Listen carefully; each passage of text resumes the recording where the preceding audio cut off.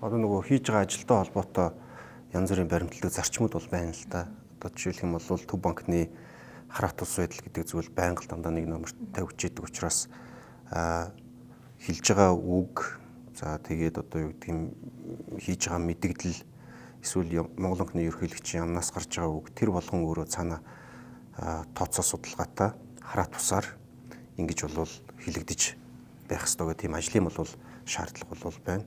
Нөгөө талаасаа яг нөгөө миний ингээд нөгөө өөрийнхөө багт ажиллаж байгаа тэр залуучуудтай нэг хэлдэг зүйл бол юу гэхээр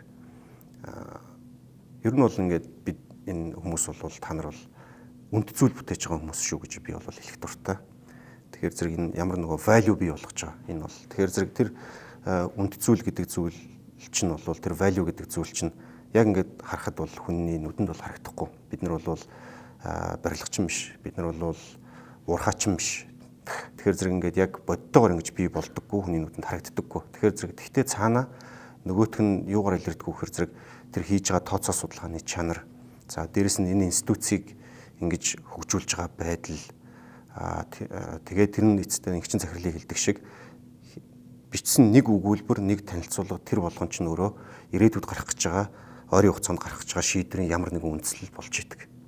Тэгэхээр зэрэг тэр бол өөрөө цаана нөгөө ийм том хэмжээний үндсэнийг бол бүтээж байгаа.